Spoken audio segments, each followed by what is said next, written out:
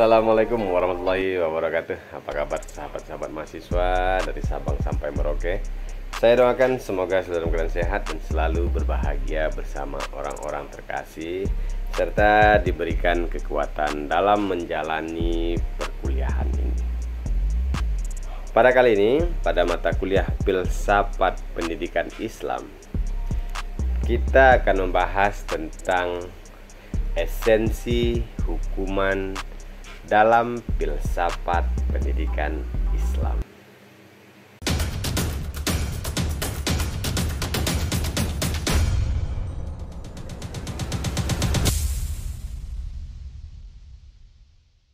Sahabat-sahabat mahasiswa,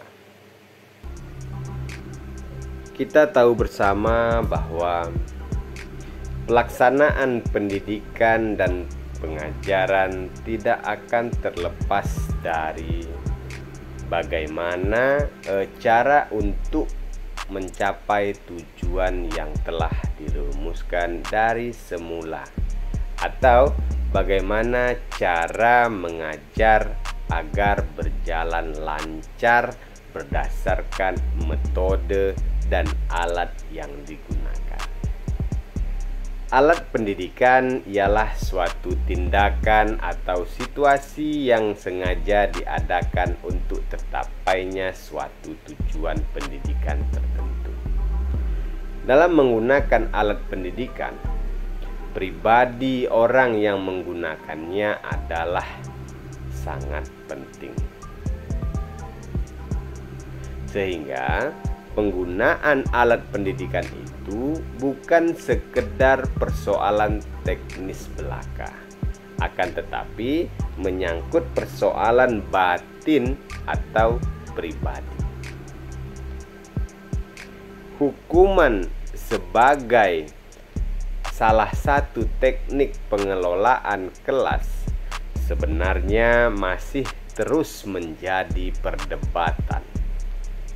Akan tetapi, apapun alasannya, hukuman sebenarnya tetap diperlukan dalam keadaan sangat terpaksa. Katakanlah semacam pintu darurat yang suatu saat mungkin diperlukan. Hukuman itu merupakan alat pendidikan represif. Disebut juga sebagai alat pendidikan korektif, yaitu bertujuan untuk menyadarkan anak kembali pada hal-hal yang benar atau yang tertib. Dalam bahasa Kamus Besar Bahasa Indonesia, hukuman itu dikatakan sebagai siksa dan sebagainya yang dikenakan kepada orang-orang yang melanggar undang-undang ataupun peraturan. Kemudian keputusan yang dijatuhkan oleh hakim serta hasil atau akibat menghukum. Itulah yang disebut dengan hukuman. Sedangkan dalam bahasa Arab, hukuman diistilahkan dengan kata iqab, jasa, dan uqubah. Kata iqab bisa juga berarti balasan. Sahabat-sahabat semua, bila kita perhatikan kata iqab dalam ayat Al-Quran, yang pada umumnya didahului oleh kata syadid, yang paling, amat, dan sangat, dan kesemuanya menunjukkan arti keburukan dan azab yang menyedihkan. Dari ayat-ayat Al-Quran yang membahas tentang iqab, dipahami bahwa kata iqab ditunjukkan kepada balasan rosa sebagai akibat dari perbuatan jahat manusia. Dalam hubungannya dengan pendidikan Islam, iqab itu berarti sedikit berbeda dengan tarhib. di mana iqab telah berbentuk aktivitas dalam memberikan hukuman seperti memukul, menampar, menonjok, mencubit, dan lain sebagainya. Sementara tarhib adalah berupa ancaman pada anak didik bila ia melakukan suatu tindakan yang menyalahi aturan. Sahabat-sahabat semua, memang dalam pemberian hukuman kepada anak didik itu ada memiliki kelebihan dan kekurangan. Nah, kelebihan hukuman kita berikan kepada anak didik dalam hal pendekatan hukuman dinilai memiliki kelebihan apabila hukuman dijalankan dengan benar. Dengan benar di sini tentu ada kriteria. Nah, pendekatan hukuman dinilai memiliki kelebihan apabila dijalankan dengan benar. Yang pertama itu adalah hukuman akan menjadikan perbaikan-perbaikan terhadap kesalahan murid. Dan murid tidak lagi melakukan kesalahan yang sama. Kemudian merasakan akibat perbuatannya sehingga ia akan menghormati dirinya. Syarat-syarat dalam menerapkan hukuman terhadap siswa, sebenarnya tidak ada ahli pendidikan yang menghendaki digunakannya hukuman dalam pendidikan kecuali terpaksa. Hadiah atau pujian ataupun ganjaran lebih dipentingkan ketimbang hukuman. Dalam pendidikan Islam diakui perlunya hukuman berupa pukulan dalam hal anak yang berumur 10 tahun belum juga mau sholat. Ahli didik Muslim berpendapat bahwa hukuman itu tidak boleh berupa siksaan baik badan maupun jiwa. Apabila keadaan amat memerlukan, maka hukuman itu harus digunakan dengan hati-hati. Sahabat-sahabat mahasiswa, para ahli pikir Islam dalam bidang pendidikan telah memberikan pandangan tentang penerapan hukuman untuk mendidik anak. Hukuman yang edukatif adalah pemberian rasa nestapa pada diri anak didik akibat dari kelalaian perbuatannya atau tingkah lakunya yang tidak sesuai dengan tata nilai yang diberlakukan dalam lingkungan hidupnya. Misalnya di sekolah, di dalam masyarakat sekitar, di dalam organisasi, sampai meluas kepada organisasi kenegaraan atau pemerintahan. Pada prinsipnya, para ahli pikir Muslim tidak berkenan memberikan hukuman kepada anak didik yang melanggar peraturan, karena hukuman bersumber dari ajaran Allah yang dijelaskan dalam ayat-ayat Al-Quran, di samping hadiah yang dijadikan metode untuk mendorong dalam berbuat kebaikan. Saya akan mengutip pendapat dari Ibnu Sina. Menurut Ibnu Sina, dalam memberikan penerapan hukuman atas anak didik dilakukan setelah diberikan peringatan keras, sejauh mungkin agar para pendidik menghindarkan diri dari pemberian hukuman, sehingga keadaan yang terpaksa. Karena tak ada jalan lain, maka dibolehkanlah untuk memberikan hukuman. Jika perlu menghukum dengan pukulan, boleh memukul anak dengan pukulan ringan yang menimbulkan perasaan sakit. Itu pun setelah diberikan peringatan keras terhadapnya. Dengan demikian, dengan pukulan pertama, anak akan merasakan sakit setelah, dan hal ini akan menimbulkan rasa takut. Jika pukulan ringan yang telah diberikannya tidak menyakitkan, maka timbul sangkaan anak bahwa pukulan-pukulan yang berikutnya nanti tidak lagi menyakitkan. Oleh karenanya, hukuman pukulan ringan yang menyakitkan itu efektif. Kemudian menurut Imam Al-Ghazali,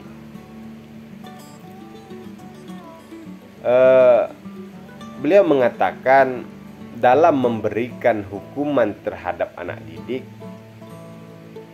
akan tetapi justru mengurangi hukuman.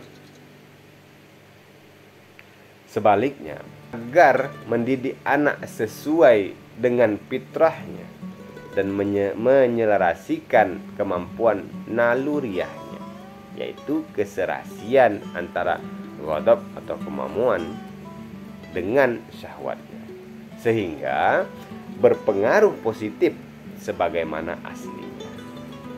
Untuk tujuan positif dari sebuah proses kependidikan, hendaknya anak diberi latihan dan mujahadah sesuai dengan kemampuannya.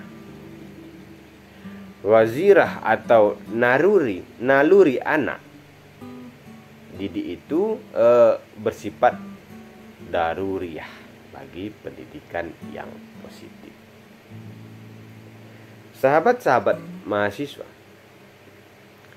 tentang masalah hukuman tersebut, Abu Hasan Al-Qabashi berpendapat bahwa seorang guru jangan menerapkan hukuman pukulan sehingga anak didik memperoleh adab atau pendidikan yang bermanfaat baginya. Kemarahan seorang guru tidak akan dapat menyembuhkan kemarahannya dengan memukul, dan tidak pula menyenangkan hatinya dengan kekerasannya. Hukuman demikian tidaklah adil di mata anak didik. Ibnu Khaldun mengemukakan bahwa masalah imbalan dan hukuman di dalam bukunya Al-Muqaddimah, beliau tidak menyebutkan selain seorang pendidik harus mengetahui cara pertumbuhan akal manusia yang bertahap hingga ia mampu menjalankan pertumbuhan itu dengan pengajarannya terhadap anak didik. Ibnu Khaldun menasihatkan agar kita tidak kasar dalam memperlakukan anak didik yang masih kecil. Mencubit tubuh dalam pengajaran akan merusak anak didik, khususnya pada anak kecil. Nah, kemudian Ibnu Jama'ah memberikan pandangan bahwa pemberian imbalan lebih kuat dan lebih berpengaruh terhadap pendidikan anak daripada pemberian hukuman. Sanjungan dan pujian guru dapat mendorong siswanya untuk meraih keberhasilan dan prestasi yang baik. Ibnu Jama'ah memprioritaskan imbalan, anggapan baik, pujian dan sanjungan daripada hukuman. Hal ini perlu dijelaskan oleh guru bahwa pujian itu disebabkan oleh upaya dan keunggulan siswa tersebut, sehingga siswa dapat memahami. Ibnu Jama'ah sangat menghindar dari penerapan hukum yang dapat menodai kemuliaan manusia dan merendahkan martabat siswa. Jadi hukuman itu merupakan bimbingan dan pengarahan perilaku serta pengendaliannya dengan kasih sayang. Hukuman perlu diberikan dengan landasan pendidikan yang baik dan ketulusan dalam bekerja, bukan berlandaskan kepada kebencian dan kemarahan. Ibnu Sina mengatakan pendidikan anak-anak harus dimula dengan membiasakan dengan hal-hal yang terpuji semenjak ia disapih, sebelum meresap pada kebiasaan yang jelek yang amat sukar menghilangkannya apabila ia mengambil tempat pada jiwa anak-anak. Kalau keadaan memerlukan untuk menggunakan hukuman, maka harus digunakan dengan sangat hati-hati. Anak-anak jangan dicela dengan kekerasan, tetapi dengan lemah lembut. Kemudian dicampurkan dengan menakuti. Nah, kadang-kadang pujian dan sugesti lebih berfaedah dari mencela dan pemakian, tergantung kepada situasi. Akan tetapi, kalau keadaan menghendaki kepada pemukulan, maka guru tidak boleh ragu-ragu menggunakannya. Dengan satu ketentuan bahwa pukulan yang pertama itu harus sakit, sehingga terkesan dalam jiwa anak-anak satu kesan yang pantas, sehingga ia menganggap hukuman tersebut suatu hal yang sungguh-sungguh. Kalau sekiranya pukulan yang pertama itu tidak menyakitkan, maka anak-anak akan menganggap enteng terhadap pukulan. Akan tetapi, menggunakan hukuman itu adalah sesudah didahuluinya dengan gertakan dan ancaman serta bujukan, agar terjadi pengaruh yang diinginkan dalam jiwa anak-anak. Sahabat-sahabat semua, hukuman pada anak didik jangan diberikan di depan orang lain atau di depan teman-teman. Nah, apalagi di depan kelas ya, atau sekelompok siswa di depan kelas, sehingga ia tidak akan malu dan dendam hati. Oleh karena itu, hukuman hendaknya diberikan secara individual khusus pada anak yang berbuat kesalahan atau pelanggaran. Jadi, hukuman fisik dalam pendidikan Islam merupakan keadaan darurat, bukan merupakan metode yang secara rutin harus diterapkan dalam proses pendidikan. Oleh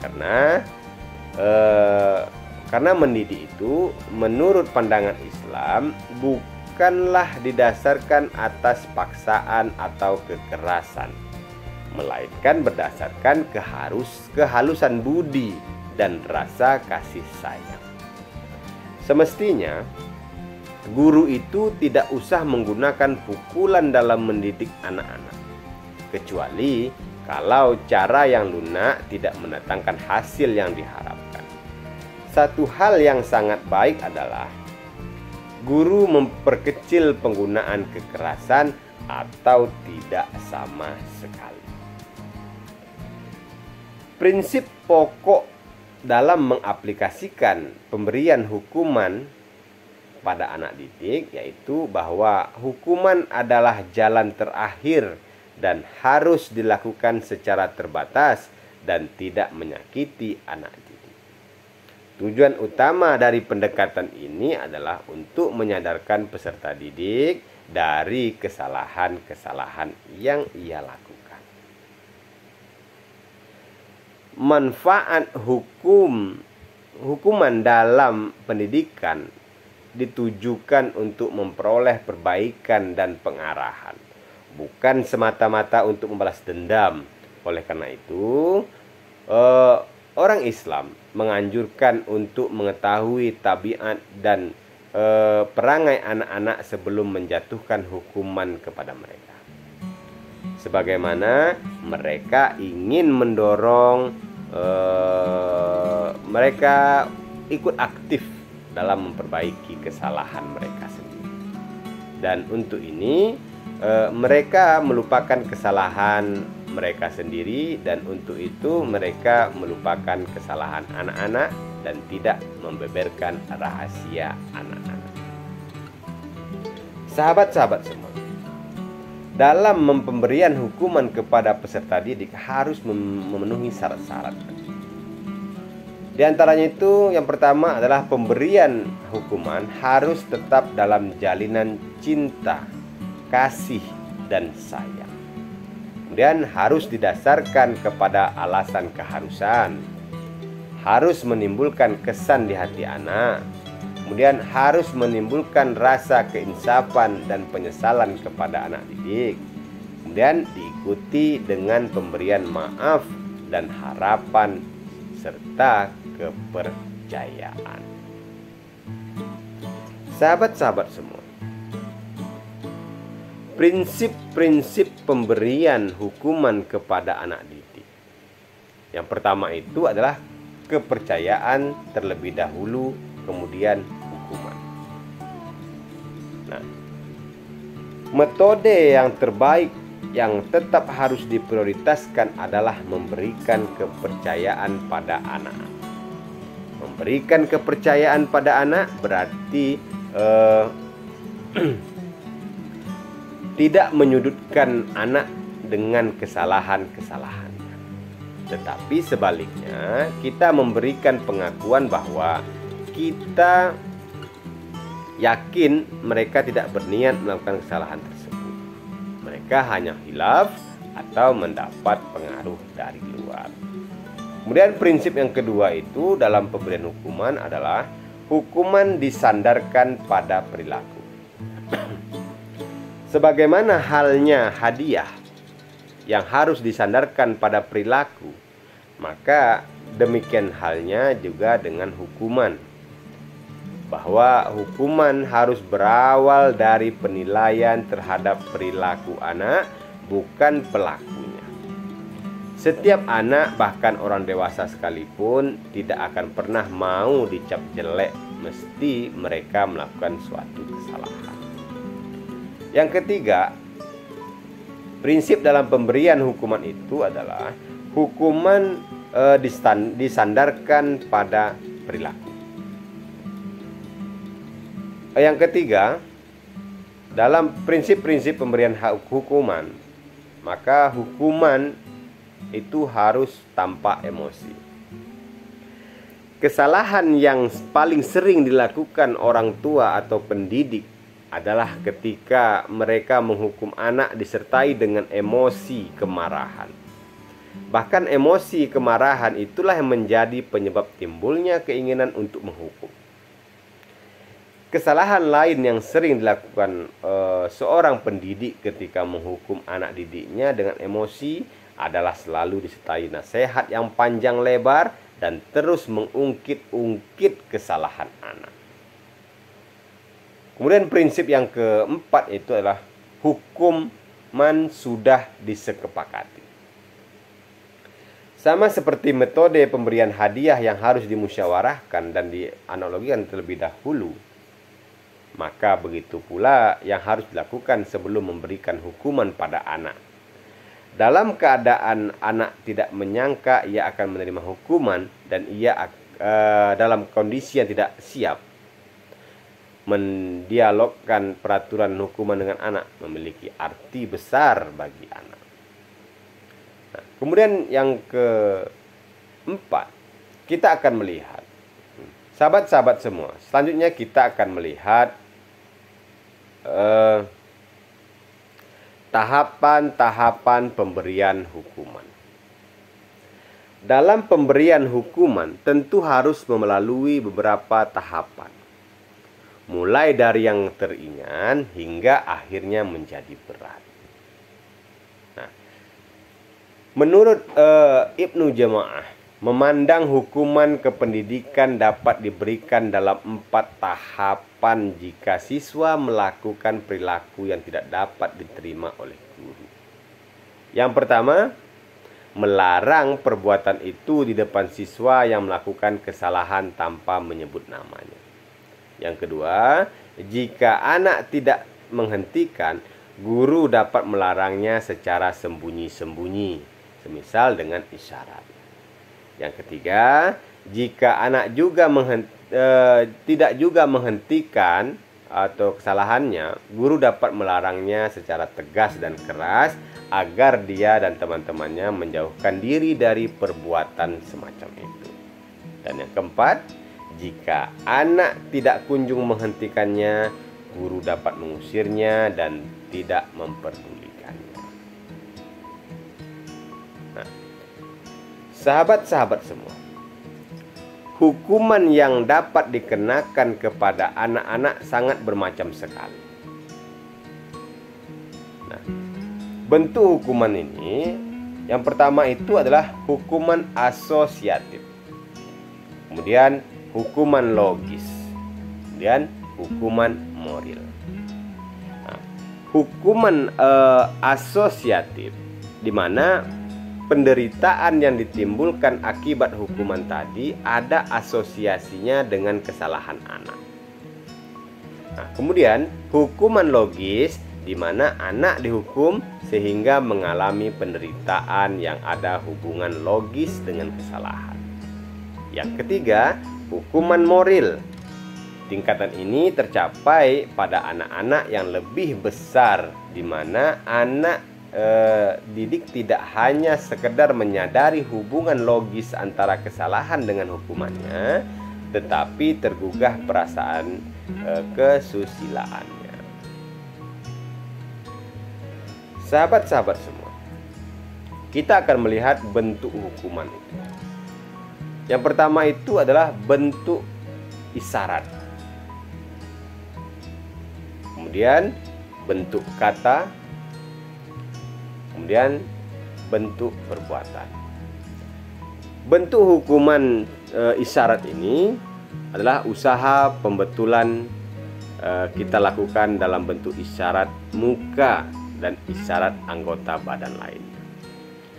Dan bentuk kata, yaitu isyarat dalam bentuk kata dapat berisi kata-kata teguran dan akhirnya kata-kata ancaman. Kalau perlu, bentuk isyarat diganti dengan bentuk kata berupa kata-kata peringatan, menyebut nama anak yang nakal tadi dengan suara tegas. Kemudian yang ketiga, bentuk perbuatan, yaitu usaha pembetulan dalam bentuk perbuatan adalah lebih berat dari usaha sebelumnya. Sahabat-sahabat semua, kebijaksanaan mengharuskan pendidik berlaku dan bertindak adil dalam memberikan hukuman bagi anak didik yang melanggar ketentuan-ketentuan yang berlaku atau tidak patuh pada perintah. Manifestasinya tidaklah mudah. Di satu pihak, harus diupayakan pembuktian kekeliruan dan kesalahan yang telah dilakukan. Kemudian harus dipikirkan juga sanksi yang bersifat mendidik, yang bukan sekedar untuk memberikan kepuasan emosional pada pendidik. Di pihak lain juga harus dipertimbangkan juga latar belakang dan kondisi anak yang melanggar tersebut, seperti sering tidaknya melakukan pelanggaran, perbedaan jenis kelamin, pelanggaran yang disengaja ataupun tidak disengaja. Baiklah sahabat-sahabat semua, dari Sabang sampai Merauke, sahabat-sahabat mahasiswa yang sedang mempelajari tentang filsafat pendidikan Islam, khususnya tentang membahas tentang hukuman dalam filsafat pendidikan Islam. Baiklah sahabat-sahabat semua, semoga konten ini mampu membuka cakrawala berpikir sahabat-sahabat semua, khususnya dalam memahami tentang hukuman dalam perspektif pendidikan, filsafat pendidikan Islam. Saya selaku dosen pengampu pada mata kuliah filsafat pendidikan Islam Program Studi Manajemen Pendidikan Islam, Fakultas Ilmu Agama Islam, Universitas Islam Indragiri Tembilahan. Mohon maaf jika ada kesalahan, dan saya akhiri. Assalamualaikum warahmatullahi wabarakatuh.